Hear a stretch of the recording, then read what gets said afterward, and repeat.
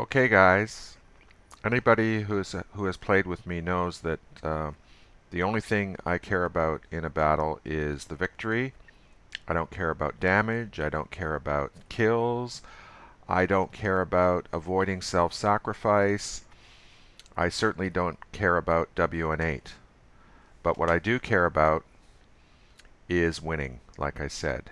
Now, another thing I care about a lot, and I study intensively, is do people fall into bad habits on maps that you can take advantage of and I think that Himmelsdorf falls squarely into that category. At the start of this battle, I told Techie and Striatedmanx that if we attacked up the tracks immediately, it was very unlikely that we would encounter their heavy force. The TDs would just be getting set up there, and we would bring on a battle that they weren't expecting to occur that quickly. And I did not have XVM turned on in the game. It's turned on here in the replay. And you see that all of their better players, and their team was stacked with better players than our team, all their better players are in those heavies, you know, the IS-2s, the Lova, the T-34. But on this map, almost never do you encounter the heavy tanks along the tracks. They customarily go into Tank Alley or up the hill, or sometimes they're in the middle there.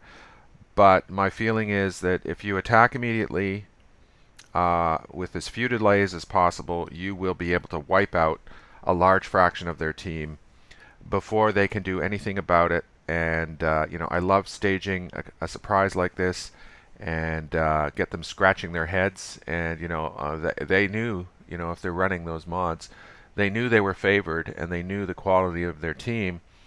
But if you don't take up the proper positions, that doesn't mean anything. So I'm very proud of what we did here. And even though Manx and Techie were hurt bad in the effort to wreck their team and wreck their chances of victory, I'll take it any day over a loss. So away we go, folks.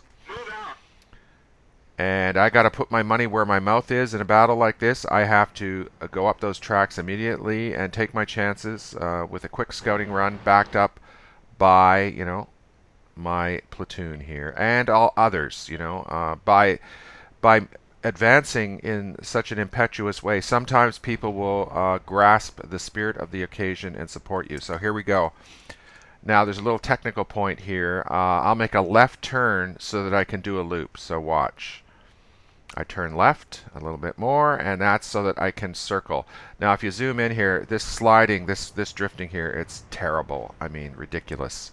That's why, you know, if I'd been able to preserve my velocity there, it would have been awesome. And I'm hiding from the SU-152 and build up a little speed and make my move. You know, this is a rolling the dice.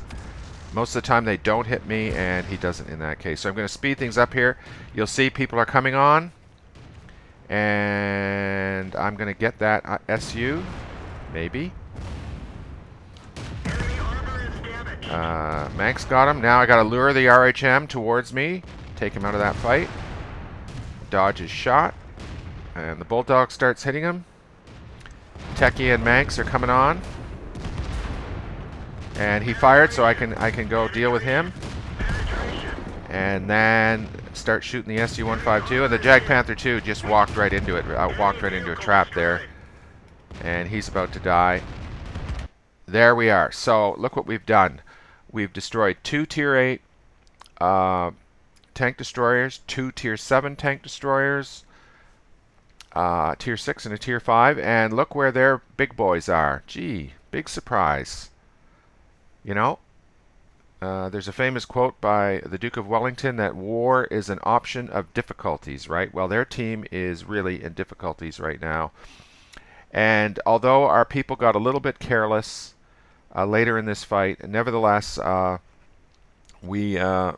know, there was almost no possibility of them recovering. And I did a little bit of fun in the cap, but that's not the point I'm trying to make. The point of the video is study the maps, learn what people normally do learn the bad habits that they fall into and take advantage of it with your three-man platoon. If you're all alone out there, you can do that to a limited extent. But if you're going to organize a larger effort and advise people on the correct strategy, you almost need a secretary to type in all the commands and choreograph the assault. So, I'm a proselytizer for the three-man platoon and exerting your influence on the fight, and especially early in the fight rather than later. So I hope you guys enjoyed the video and learned the lessons. Until next time, good night.